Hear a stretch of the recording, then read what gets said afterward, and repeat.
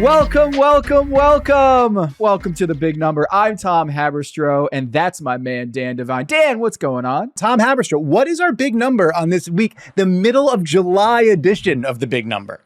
This week's big number is 15. That's right. That is the number of games that Paul George, Joel Embiid, and Tyrese Maxey played last season together. 15. That's it. That's not very many. There's an 82-game season, and they only played for 15 of them. In those games, they went 7-8. They weren't even a 500 team with their big three, and that's relevant because a lot of stuff happening this week, Dan, with the Philadelphia 76ers. I know there's this whole LeBron James saga that's happening over there in LA. Never quiet on that Western front, but here on the East, we have this Philadelphia 76ers team that if those guys are healthy, if Jared McCain and VJ Edgecombe come through and Quentin Grimes come through, they could win the East this year. But there's this other thing that's happening, which is this like sense of dread around the 76ers that every time you get really buying into the 76ers as an idea, as a concept, a team that a year ago was the second most likely team to win the East and take down the Boston Celtics. Oh, wow. Now they seem to continue to slide. And we only have 15 games with this big three between Paul George and Joel Embiid and Tyrese Maxey to go on. And now we get a report from Shams Charania over at ESPN, reported on Monday this week, Dan, that Paul George hurt his knee at a recent workout and needed to go on arthroscopic left knee surgery that will knock him out for the next approximately 6 weeks. Apparently, they're going to reevaluate things in the interim. Once training camp arrives, they're going to take a look at things with his left knee, and also battling injuries last season, and Joel Embiid battling injuries last season. Dan, I want to ask you, did you jinx the 76ers? Because I kind of feel this is all your fault. All right. So that's first off, I love the idea that me now, I jinxed it. Like, not like the 76ers have been operating under like a phalanx and hail of jinxes for, the last decade and a half or whatever, since Andrew Bynum went cosmic bowling, I guess. I don't know. But so our friends at the Rights Turkey Sanchez podcast, the only 76ers podcast, Spike Eskin and Michael Levin, were talking about how no one in the national media wants to talk about the Sixers, probably because of this overarching storm of dread and the idea that like you don't know about the Sixers. You can't bank exactly on who's going to play and when and in what formation and all that sort of stuff. There's just so many uncertainties surrounding them. And I noted on social media that I had pitched a little number on the Sixers when we were doing our last show about like which teams could theoretically, which sort of longer shot teams might be able to pose a threat to the Oklahoma City Thunder's, burgeoning dynasty. Like, who's a long shot team worth kind of keeping an eye on? And one of my numbers was, it was this kind of idea. They only had but so many games together with their main guys. And I think my version of it was 3, because if you factor in Jared McCain, their rookie from last year, only 3 games did all 4 of those guys play together. So like they really didn't have any of their main dudes for most of last season. And so the idea was like, you have to be, because of the chaos all over the Eastern Conference, Jason Tatum going down, Tyrese Halliburton going down, Damian Lillard going down, and then being waived and stretched, and the Bucks looking completely different now than they did, just a couple months ago. There was at least there's an opportunity here. There's a pathway for what if it goes right, and like the Sixers get even like moderate health bounce back. Is there an opportunity for them to look something more like the team that we had seen? And then, so I note on social media that I'd pitched this. It got nixed because we had 4 other good little numbers. I try to make sure that I present options for our team here. I did suggest that maybe you should be banned from the Rights Turkey Sanchez podcast, which is not. It's a decision above. It's a decision above my pay grade. I'm a traitor. I think we can all fairly say that. So Spike and Michael have to decide if you're banned theoretically or in practice. And what happens after that is when the national media starts to talk about the 76ers again, Paul George has to go get arthroscopic knee surgery after missing a ton of time last season with groin and ankle. That's what you get. Karma, not just a song by Taylor Swift, but also right. That is what you get for saying that I should be banned from the Rights to Ricky. How dare you? What I love too is just going back through the injury tracker for Paul George for last season, because there's a bunch of entries. Like Fox Sports keeps like the injury log, and then just December 4th, undisclosed. Like, you know what? We're not sure what's. Yeah, there's like knee, groin. Who knows? Maybe he's sick. Who knows? He's not going to be here. He's not going to be here anymore. And so now we are heading into the big heavy part of the summer before training camp in a couple of months, where Paul George is returning from injury. Joel Embiid is returning from injury. Jared McCain is returning from injury. There is like undetermined timelines on all of them. And it does make it harder to talk about the 76ers, doesn't it, Tom? The national media is going to have a hard time talking about the 76ers right now. Yeah. I'll just go ahead and say it. I think they need to move on from the Embiid, Paul George timeline and just go with the kids. I think it has come to that point, but the problem is no matter how much they would like to move on from this and say we need to go full youth movement and hand the ball to the kids and let them drive this thing with Tyrese Maxey, Jared McCain, VJ Edgecombe, and what looks like to be Quentin Grimes, it isn't really up to them. It's up to other teams who are really like looking at these contracts with Paul George and Joel Embiid and determining whether those are plus value assets and what it would take for them to take on Joel Embiid's contract, which will pay him a ton of money going forward. And we get this story, this ESPN feature from Datun Akintoye, which is like a book that very rarely do we get these magazine features anymore. It's profile pieces where you sit with an athlete and you report their lives and get inside their thinking and all this stuff. And what a report from ESPN on this one, that Joel Embiid going through the history of his injuries and like losing faith in, people around him and the cone of silence that he operates in. There is one excerpt from this, Dan, this story. He has 9,500 unread texts, Joel Embiid, and 875 missed calls. Okay. Whew, that I feel stressed out. Do you feel stressed out just saying those numbers out loud? Those are big numbers. Those are big numbers. Almost 10,000 unread texts and almost 1,000 missed calls. I get like anxious when there's like 10 missed calls or voicemails on my thing. And so it's been hard to penetrate, get into his inner circle. Injuries are very sensitive for anybody, but especially when you're an MVP dealing with all of this pressure to deliver. And the fact that the 76ers haven't gotten to the conference finals under Joel Embiid and in this era, I can understand why he feels like everyone's, what's that Rapunzel meme that Kevin Durant has as his profile picture where everyone's got a sword and they're just like coming after him. Yeah. I can understand why it feels like that being Joel Embiid. I also understand from the 76ers standpoint, which is like, we've got these amazing, young, talented players. And as long as Joel Embiid and Paul George are on this team, and with all those question marks around their knees and their health questions and their ability to gel together, we don't even know if they can play well together in that chemistry. I think the Luka Doncic Dallas Mavericks trade kind of, I think, ripped the Band-Aid off for a lot of these executives. I'm not saying Daryl Morey is going to trade Joel Embiid and Paul George, but I think we can expect the unexpected. Like, that is where we are in the NBA. And given the fact that the Sixers they paid that big three, $136 million last season. They played 15 games together, which if you do the math, carry the two, that's $9 million per game that those big three played together. 136 divided by 15. And next year, that salary is going to increase, and it's going to increase again the following season. So over the next 3 seasons, we're looking at a situation in which this coming year, they got $145 million on the books dedicated to those three, $153 in 2026, 2027.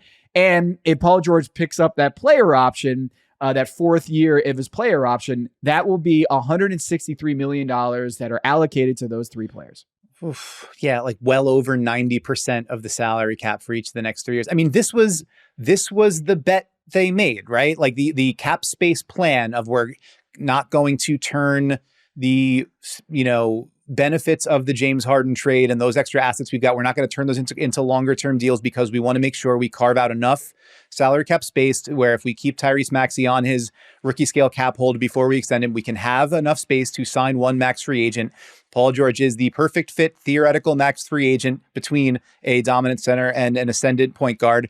And then the thing I keep thinking of is during the finals, Thunder head coach Mark Daigneault kept talking about how the Pacers were like a conceptual team that you had to defend conceptually. And like, is there a more conceptual team than the Philadelphia 76ers? Because we don't practically actually see what it looks like in the lived experience of that team being on the floor. But so they are stuck. They are stuck in this in between of we've made our pot commitment to this build. Mm-hmm. And also we are like backfilling because again, if you're paying more than 90% of your cap to three guys, you've got to find the other talent somewhere else. And you've got like the kids have to be all right. You've got to have, you got to nail the McCain pick. You've got to nail the Edgecombe pick. You've got to, on your around the margins things, it's like, Quentin Grimes kind of comes in like almost by accident in that deal. And then we'll talk about him again in a minute, but Trendon Watford for 2 years on like a short money. Hopefully we see like all of these, you got to nail everything else, which also then makes the part where you're bringing and keeping around Kyle Lowry and Eric Gordon and Andre Drummond on where like you don't really expect them to play major minutes, but they're like taking up 3 rosters. But they're in this in between. And I think the thing about them that fascinates me is, what if that's okay? Like, what if it's good? Tom, hear me out. What if it's good though? Like, what if the Sixers are good? That's the thing. I keep looking at this and going like, we can take it as read that the East kind of sucks. It sucked before everybody was hurt, and now everybody's hurt. So like, there's like 3 teams you feel or 4 teams maybe you feel pretty strongly about in the Eastern Conference relative to everybody else, and even those teams like the Cavaliers keep getting, wedgied in the second round of the playoffs, and the Knicks just fired their head coach, and we have no idea what the like new reiterated versions of the Magic and like there's stuff to figure out. In theory, Joel Embiid and Paul George and Tyrese Maxey, and you get like more than 20 something games of Jared McCain, and you have like this new injection of athleticism and excitement and VJ Edgecombe. Like, what if it's good though, Tom? What if it's good? Yeah, though? What if it's good? What if it's good though? But this team, do you know how many wins they had last year when they were like the second best team in the East or projected to be? They won 24 games. Okay. They went 4-24 after the All-Star break. Tom, it's more than the big number of 15. You got to give them that. 24 is more than 15. You got to give them that. So we're looking at the odds right now. Looking forward, they're 5th in the East. They're sitting at plus 3,500 to win the NBA Finals next year. This time last year, when they got Paul George, they were plus 800. So the odds have lengthened about 4 times as much. Yeah. It's not great. And then if you look at the fact that like, I feel like there's only like 2 outcomes. It's either they make the conference finals and they make the NBA finals and everyone is playing and happy and Jared McCain continues this ascension and VJ Edgecombe, oh my God, this guy is so good. Or it's the same thing as we saw last year where just nobody can stay healthy and it's a total disaster. So that's the pessimistic view. Yes, I'm taking the under. I'm Sure. taking the under on this group. The biggest predictor of future injury is past injury. And when you're dealing with a 35-year-old Paul George who has another knee injury that they're not even going to reevaluate until September, it's until training camp. I'm just sitting here like, that's like 8 weeks away. This isn't just like a little quick scope and then he's going to be ready to be on the floor in 3 weeks. This is a significant injury. And then Embiid, if you I really highly recommend reading that profile over at ESPN because it is a window into what motivates and drives Joel Embiid. And a lot of it is just secrecy. It's like he does not appear to trust a lot of people in his life. And that includes his employers, where there's a lot of just a lot of trying to figure out how to get my knee right, how to get my body right. Why is my eye hurt? I broke my face on this incredibly unlucky thing. And it's hard to imagine everything coming together and threading that needle, and Embiid becomes that MVP, not just for the regular season, but for the postseason run. So I think I've seen enough. And when you got a 35-year-old Paul George and a 31-year-old who seems to be kind of like holding on by a thread here physically, I just feel like it's if you can find a taker for Embiid's contract, another team that is desperate for an MVP caliber talent, I think you have to really consider that if you're the 76ers. And there's a lot of Sixers fans and Rights to Ricky fans that I've talked to that will unban me if I say you go down with Embiid.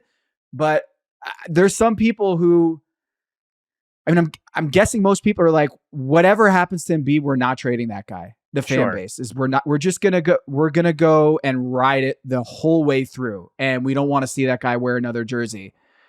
But I can understand why Daryl Morey, who was not here for the trust the process, Sam Hinkie was, and Brian Colangelo was. I can understand if he just makes a cold, calculated decision on what is the risk, what is the benefit, and we got to make a move that's best for the franchise. So on that note, we're going to get into 4 little numbers.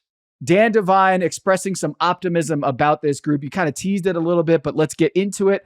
The things that make you excited about the future for the Philadelphia 76ers and buying that stock of this Sixers team that seems to be kind of floating in this fog. Dan, you feel good about this? Instantly feel bad about what's about to happen, but I love it. You have the glass half empty. Let's fill up that glass, Tom. All right. Big number, 15, number of games that Paul George, Joel Embiid, and Tyrese Maxey played together 1 year into this whole project. I kind of feel like they're the Brooklyn Nets with KD and James Harden and Kyrie. That's the vibes I'm getting here, Dan. But please tell me I'm wrong. Give me some faith. Give me some reason to believe in the 76ers. All right. So our first little number this week is 589, 0.589. That was Jared McCain's true shooting percentage last season. And, for those just catching up to the numbers on the program, true shooting percentage factors in a player's accuracy on 2-point shots, 3-point shots, and free throws. So just generally giving you a sense of how good a shooter that person is all around. League average last year, 576. So McCain comfortably above that as a 19-year-old one and done. So pretty impressive, right?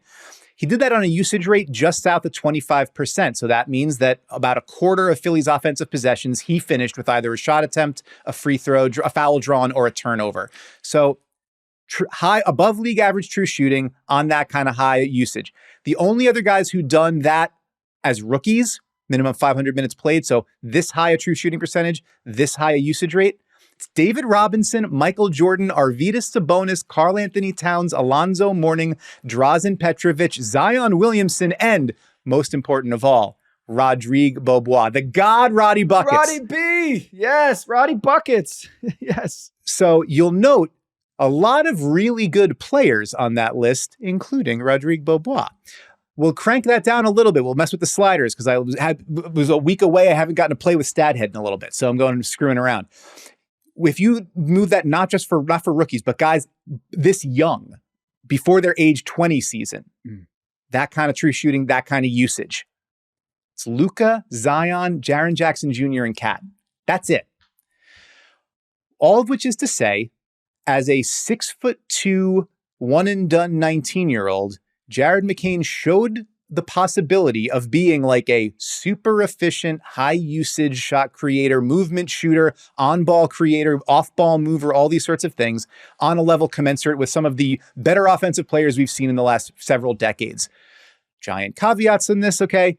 Only played 23 games before tearing his meniscus, so who knows if this would have held up over a larger sample size. Mm-hmm. He is returning from season-ending surgery. When he all accounts are good to go.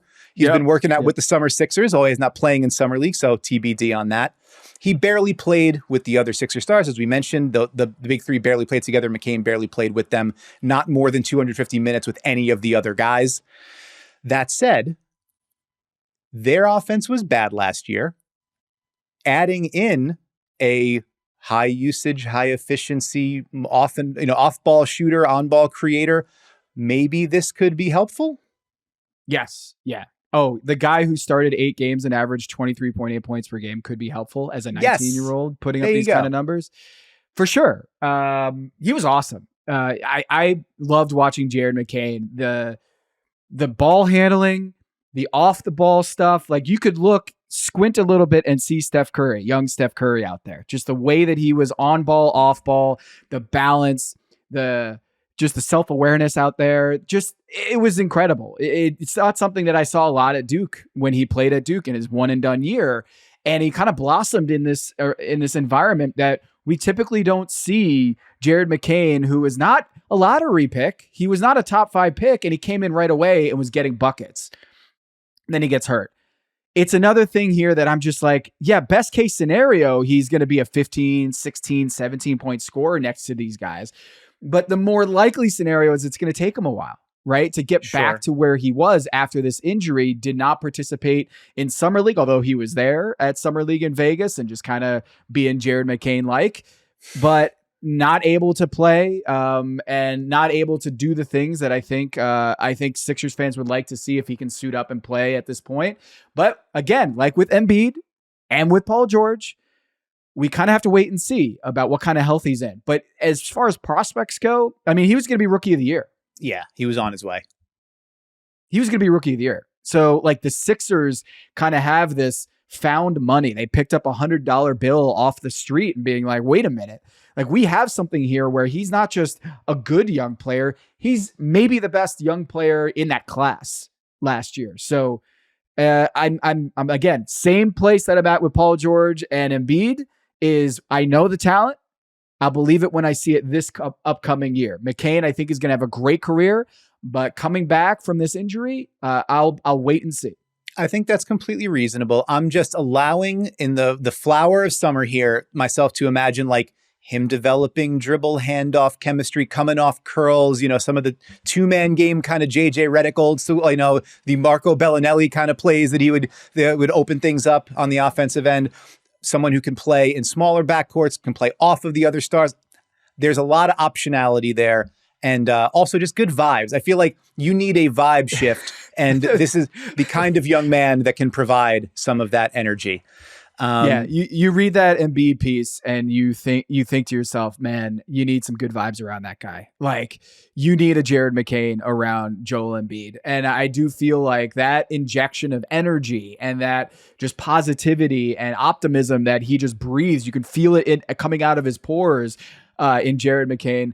I feel like, man, that would be great to have all around this group, but it has to be healthy. And that's the injury player health variable that drives this entire thing. Absolutely. We'll go to another kind of variable. You talked about McCain blossoming in his early season run. Our second little number is 5. This one focuses on late season.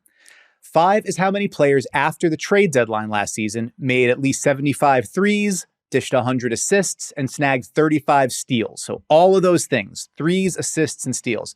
Those 5 players, James Harden, Stephen Curry, Luka Doncic, Tyrese Halliburton, and Quentin Grimes. Number 5 there, Quentin Grimes, who landed in Philly as kind of like an aftershock from the Luka deal because you had like the Luka deal brought AD, but it also brought Max Christie. And then you're just like, now we've got 2 3-and-D kind of 2 guards here, and Max Christie is signed for longer, and Quentin Grimes is about to be a restricted free agent. So like, all right, we'll rebalance the roster, flip him for Caleb Martin, and we'll figure it out.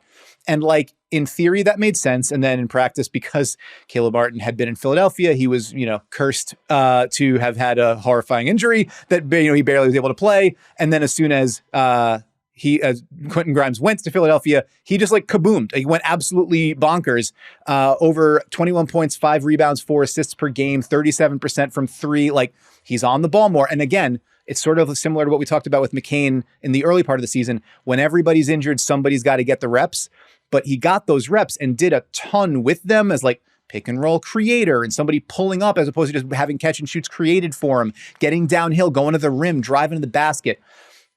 Again, all the caveats of like, does this scale back when you have more talent around you? And oh, by the way, he's a restricted free agent and still unsigned, so it remains to be seen what the deal looks like and how happy everybody is and yada, yada, yada. But in theory, again, the theoretical application here, 6'5", 2 guard who can shoot, who can handle, who can run a second side action, who can defend well enough at the guard spots that Tom Thibodeau started him in a playoff series, and he played like all 48 minutes against the Heat and was guarding Jimmy Butler straight up. Like, that feels like a pretty good guy to put between Embiid and Maxey and George, no? Yes. Like, you can talk yourself into like that starting five of McCain, Maxey, Grimes, Paul George, and Embiid. Like, that's a really good, talented group. Little undersized. I'm a little worried about Paul George's ability to guard at the 4 position, but he might have that as his future position because of the lack of mobility and just not able to get his body right to be defending point of attack and kind of this switchable guy that can guard 1 through 4. I don't know if he's still at that point of his career where he could be that defensive player of the year caliber, all defense caliber player. But putting that aside, like, that team is going to lead the league in scoring. Like, these are all bucket getters. Super talented. Super talented on the offensive end of the ball. And if Embiid's healthy and defending the rim like he can, you can see how that can be a two-way team. But Quentin Grimes, I'll just give you this stat here. From March 19th to April 7th, he averaged 25 points a game, 24.8, 5.7 assists, 1.6 steals, and 3.8 rebounds. His effective field goal percentage was 55%. He shot 79% from the free throw line. And they lost every single one of those games. Well, he was doing his job. 0-9. 0-9. Yeah. They were a 9-game losing streak when he was getting those buckets. So it's like, as much, this really is just kind of like, what is it, the Rorschach test, where it's just like, you see Quentin Grimes and you're like, awesome player. Look at those numbers. And then the biggest number there is 9, as in they didn't win a single game. They lost 9 straight during that stretch. And yes, if they have Embiid and they have Paul George, but this is the problem. This is the thing that I keep coming back to, is we can point to all these amazing individual statistics, and then it's just like, oh yeah, they didn't win any of those games. And even when they were healthy and they were playing together, they were 7-8. Like, they weren't even gangbusters, you know? True. That said, and yeah, you're right. He played Grimes played 28 games in Philly, and they went 4-24 in them. So not like his winning percentage, not ideal in that set of circumstances. It's not his fault. Yes, you know, but in the spirit of trying to fill up that glass, Tom, I'm going to say, like, you just, we're cutting and pasting, we're editing together the team here, and we're saying we're going to take the beginning of McCain's season, we're going to take the end of Grimes' season, we're going to take the last healthy times we saw these other guys, and we're going to sort of pastiche it all together into a mix. Also, Quentin Grimes and the gang did their job, because being that bad down the stretch of last season allowed the 76ers to keep their first-round draft pick, which landed in the top 5, which allowed them to get the guy who is the subject of our third little number this week. That is a professional segue right there. It was labored, my man. I was in deep waters. Our third little number this week is 3.8. Getting into my stat head bag again. That is how many offensive rebounds per 100 possessions and how many steals per 100 possessions VJ Edgecombe averaged during his lone season at Baylor. 3.8 offensive rebounds per 100, 3.8 steals per 100, which to me, and you could tell me if you think otherwise here, feels like a pretty fun proxy for like athleticism meeting feel, where you're like, I can like get a sense of when there's an opportunity to go get the ball, and then I can actually go get it. Offensive glass, and then, you know, creating a possession on the steals. There's not a lot of guys who generate extra possessions on both ends, who have generated extra possessions on both ends at that level in a college season. Running through the sports reference database, only 19 players have put up a season with that frequency of offensive rebounds and steals. And a lot of them are, you know, kind of college wonders that we don't know intimately here, but a couple of fun ones for us NBA heads. Andre Robertson, who wound up being like a really important point of attack defender in Oklahoma City on playoff teams. Gary Payton II, who, again, a curious fit kind of, but like wound up being a really important part of a title winner in Golden State. And maybe most fun from a VJ Edgecombe projection standpoint is Victor Oladipo when he was at Indiana. And he winds up after a couple of teams, goes to Orlando, goes to Oklahoma City, winds up back in Indiana with the Pacers, and blossoms into like all-star, all-NBA, all-defensive teamer, where the athleticism plays on both ends before the injuries injuries are just hovering over everything we're talking about today. But before injuries hit him, like the projection of the upside of what if you are that kind of athlete on both ends? How can you be an impact player? So you land the number 3 pick in the draft. Edgecombe is the fruit of that process. So like, what does that kind of athlete add for this version of the Philly rotation? You got a lot of older guys, as you mentioned. You've got a lot of guys who might sort of be more station to station. What does Edgecombe provide in that mix? Future Jimmy Butler. Ooh. That's what I'm going with here. I see so much Jimmy Butler in this kid's game. He's 19 years old, but he is a gym rat. He plays both ends of the floor, really cares about defense, and his offense has this like mid-range game, this kind of like athleticism, but has this kind of this little peak, this little tease of like a 20-point scorer in him if he can just kind of add these more rounded out edges of his game. Plays a lot bigger, just has this kind of motor and drive that reminds me a lot of the guy from Marquette that ended up, blowing up that Minnesota Timberwolves locker room, forcing his way out, and then going to the Philadelphia 76ers and coming inches away from the Eastern Conference Finals and making a run with Joel Embiid and this team. And I do think that if we can just keep Embiid healthy for the next 2-3 years, maybe we can see if Jimmy Butler 2.0, what he does next to a healthy Embiid. But ultimately, man, again, the timetables don't line up here, is that he's 19 years old. And of course, you've got Jared McCain. He's going to be 21. It's like, how can we accelerate these timetables, Dan, so that Embiid and Paul George can still be as talented as they are and able to play to really maximize this VJ Edgecombe, which brings me to think that maybe it's unreasonable and we need to be realistic and say that, like, build around the kids. I hear what you're saying, and I don't like it, because July is a time for a lack of reason. July is a time to be dreaming of bigger and better and greater things than this. And so what I'm going to say is exactly Jimmy Butler 2.0, perfectly fine, and plug and play immediately, superstardom. I love that. We're going to move right past that. The component part of that, I think it's going to be very interesting to watch how, because if you're talking, we just named 3 guards, right? And we haven't talked that much about Tyrese Maxey, who was like an all-NBA caliber guard the last time they had a full team.